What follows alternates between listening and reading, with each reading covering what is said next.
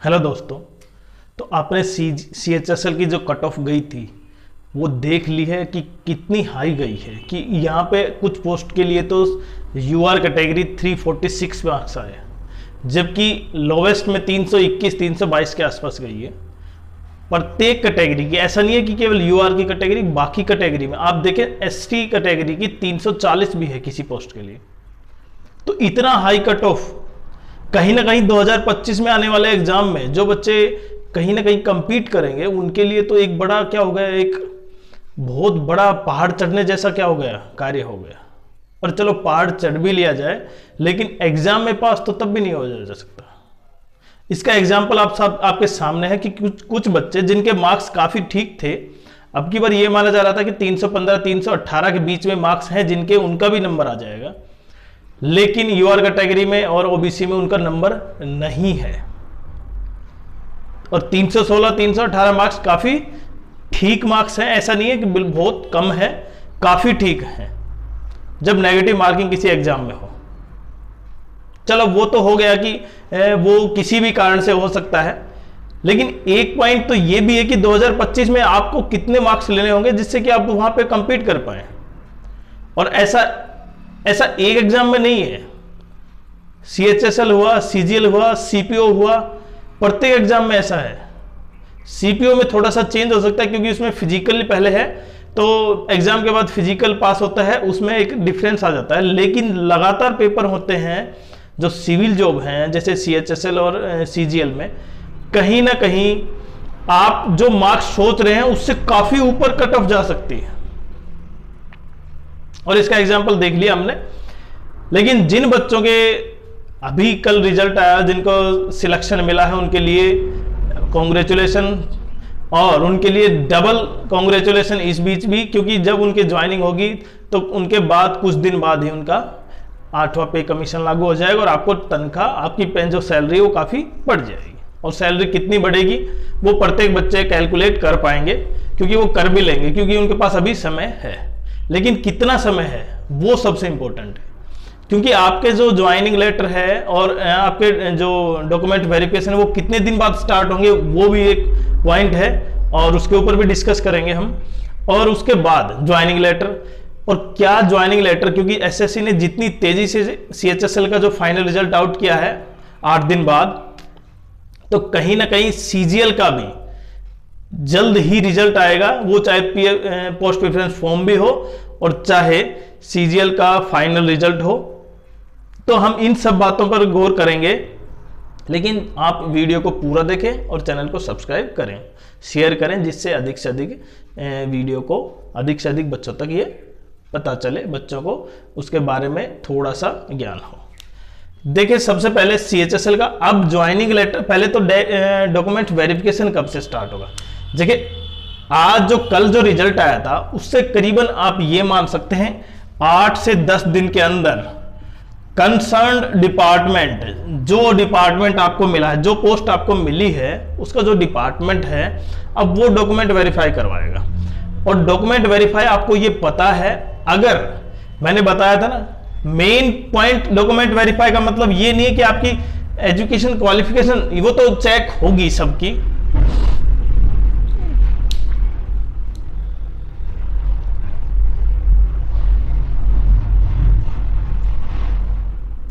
लेकिन main point ये है कि जिस बेसिस पर आपने रिजर्वेशन लिया है, खासकर जनरल कैटेगरी को छोड़ते हुए जिन भी कैंडिडेट ने रिजर्वेशन के लिए क्लेम किया है, वो चाहे SC ST OBC EWS हो, उनकी सर्टिफिकेट की जांच होगी। और उनकी सर्टिफिकेट की जांच होगी तो उनकी जो डेट, उतना वेरीफाई करना कि जो SSC की तरफ से डिपार्टमेंट को लेटर आएगा वो वेरीफाई करेंगे। और कुछ बच्चे ऐसे होंगे जरूर जिनकी कहीं ना कहीं कुछ छोटी सी गलती की वजह से उनको ज्वाइनिंग में काफी देरी हो सकती है। तो सबसे पहले देखते हैं, देखिए जब कंसर्न डिपार्टमेंट आपका डॉक्यूमेंट वेरिफिकेशन करेगा, और डॉक्यूमेंट वेरिफिकेशन कर देते हैं कई बार, देखिए कई बार क्या होता है ऑनलाइन डॉक्यूमेंट वेरिफिकेशन होता है, SSC की तरफ से हो जाता है कई बार ऑनलाइन डॉक्यूमेंट वेरिफिकेशन, और उसमें आप अपनी कॉपी को क्या कर देंगे, स्कैन करके वेरीफाई करेंगे। लेकिन उसका क्रॉस चेक भी होता है। क्रॉस चेक मैंने बताया वो कंसर्न डिपार्टमेंट फिर आपकी कोई जिम्मेदारी नहीं होती, कंसर्न डिपार्टमेंट, आपके जो कंसर्न डिस्ट्रिक्ट या जो तहसील है वहाँ पे डीएम ऑफिस में के थ्रू वहाँ पे आपकी कैटेगरी की आपकी जो सर्टिफिकेट है जिसके बिहाफ पर आपने रिजर्वेशन लिया है उसकी जांच करवाएंगे, लेकिन फिर उसमें आपकी कोई हेडेक नहीं है। अभी जब आपका डॉक्यूमेंट वेरीफाई होगा उसके कम से कम 8 से 10 दिन के बाद आपको ज्वाइनिंग मिल जाएगी और उस डिपार्टमेंट में, लेकिन ज्वाइनिंग से पहले आपको जो स्टेट जहां पे आपकी पोस्टिंग हो सकती है वो फिल करवाया जाएगा। तो कुछ डिपार्टमेंट ऐसे हैं जहां पे रैंक के हिसाब से होगा, कुछ में होगा रैंडमली कि कहीं भी आप फिल कर सकते हो कि आपके पास जो पड़ता है आप उन तीनों में से 3 को फिल करो, 2 फिल करो, ऐसे। तो हो सकता है किसी बेसिस पर ये वेरी करता है प्रत्येक डिपार्टमेंट के ऊपर। तो सबसे पहले तो ये हो गया, क्योंकि जो बच्चे अब जिनका सिलेक्शन हो गया उनके कहीं ना कहीं पटाखे फूट रहे हैं, और वो भी फूटने चाहिए भाई, क्योंकि उनका सिलेक्शन हुआ है और इतनी हाई कट ऑफ पर सिलेक्शन हुआ है। तो एक तो क्योंकि आप जिस कैटेगरी में लाई करते हो और उसमें इतनी कट ऑफ हाई गई है, जबकि आपके मार्क्स उससे भी ज्यादा थे, तो कहीं ना कहीं आप उसके लायक हैं। दूसरा, अब जब अब देखें केवल 2024 का सीजीएल का बचा है।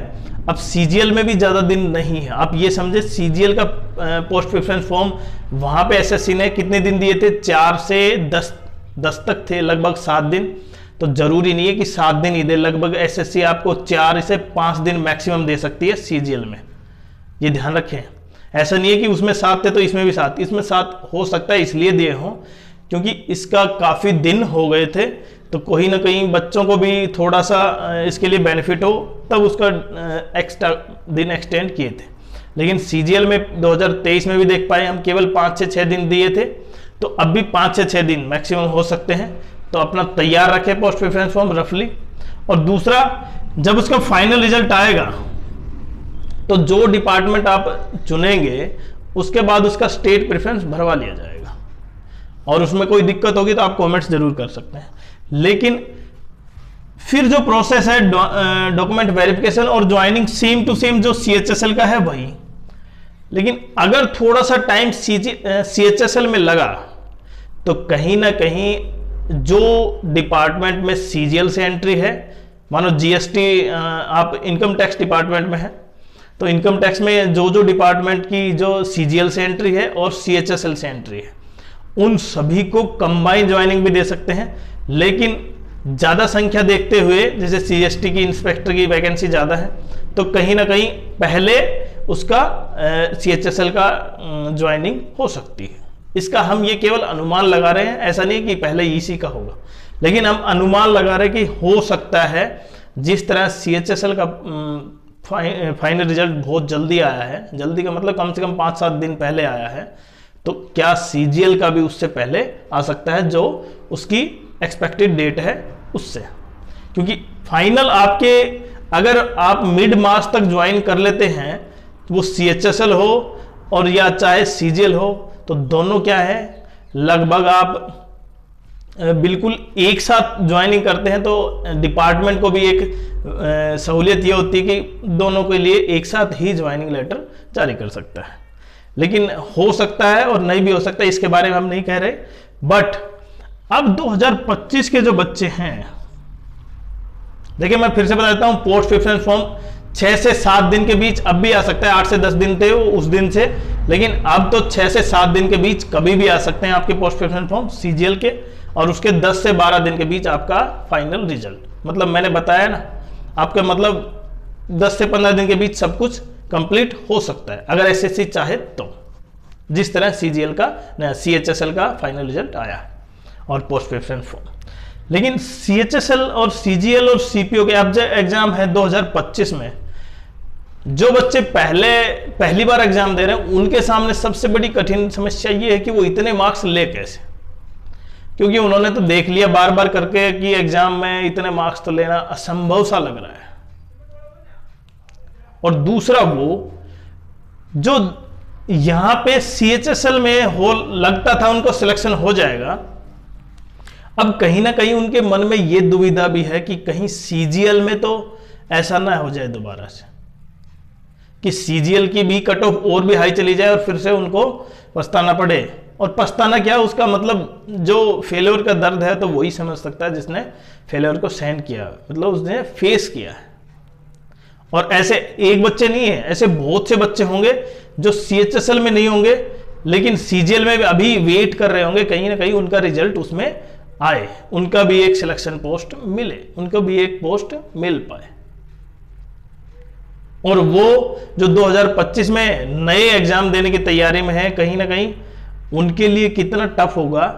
अब सबसे टफ तो उनका है कि जिन्होंने सीएचएसएल का एग्जाम दिया था लेकिन नहीं हो पाया और पूरी तैयारी के लिए अब फिर से दोबारा से रीस्टार्ट करना एक बड़ी चुनौती का कार्य है।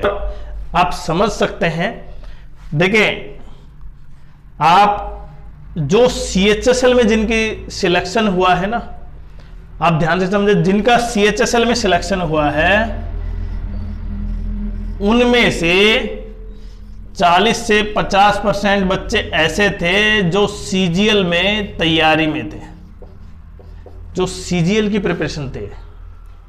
तो कहीं ना कहीं वो सीजीएल की प्रिपरेशन ही उनको सीएचएसएल में ऊपर लेके गई।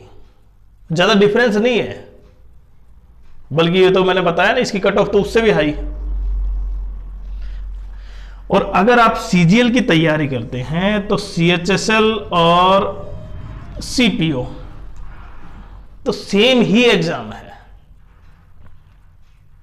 उसमें कोई डिफरेंस नहीं है, कुछ अलग चीज नहीं है कि इसमें कुछ अलग आएगा उसमें अलग है, नहीं, बिल्कुल नहीं है। उसमें फिजिकल है, फिजिकल एफिशिएंसी आप अगर हैं तो फिर तो तीनों में ही है आपके। तो सबसे इंपॉर्टेंट यह है कि आप सीजीएल की ही तैयारी करें।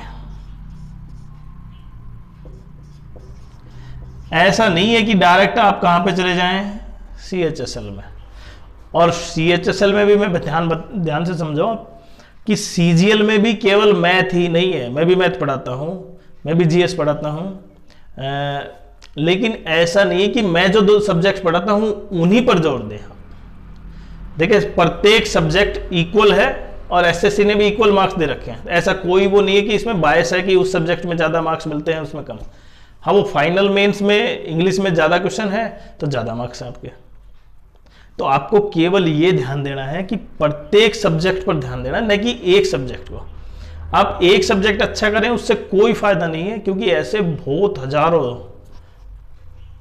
अगर आप मैथ में केवल अच्छा करते हैं तो मैथ में तो कम से कम 1 लाख बच्चे ऐसे होंगे जिनके 30 में से लगभग 25 क्वेश्चन ठीक होंगे, और प्री में 25 में से कम 20 से 22। तो अगर देखो आप लेकिन प्रत्येक सेक्शन की बात आती है, जब एसएससी प्री का रिजल्ट आया तो 153 गई यूआर कैटेगरी की, उसमें 1,65,000 बच्चे थे, जिनमें से लगभग टोटल दिए थे लगभग 27 से 28 लाख के बच्चे थे जिन्होंने प्री एग्जाम दिया था। उसमें से 1,65,000 जिनके चारों सेक्शन सही थे। तो आपको तो 4 सेक्शन करने हैं, आपको एक सेक्शन नहीं करना है। फिर ध्यान रखें कि केवल एक स्पेसिफिक सेक्शन पर ध्यान न दें। दूसरा, इन अफवाहों पर, बातों पर बिल्कुल ध्यान न दें कि मेरा तो होगा ही नहीं। आप कॉन्फिडेंस रखें, आप अपना तैयारी स्टार्ट रखें। मैंने बताया था ना, अगर टॉपर्स, अभी सीएचएसएल के भी टॉपर्स होंगे, आपको इंटरव्यू देखने को मिलेगा कहीं ना कहीं, वो बताएंगे हम 4 घंटे पढ़ते थे, 5 घंटे पढ़ते थे, 8 घंटे पढ़ते थे। लेकिन आपको उनसे कंपेयर नहीं करना। आपको क्या करना है, आपको अपने माइंडसेट पर ध्यान देना कि आप कितनी देर में उस चीज को समझते हैं। अगर आपको 2 घंटे लगते हैं, आपको 20 घंटे लगते हैं, तो आप 20 घंटे लगाइए। अगर आपको सिलेक्शन लेना है तो आपको 20 घंटे ही लगाने पड़ेंगे उस टॉपिक पर, उस चैप्टर को क्लियर करने में, चाहे टॉपर्स उसको 2 घंटे में करते हो।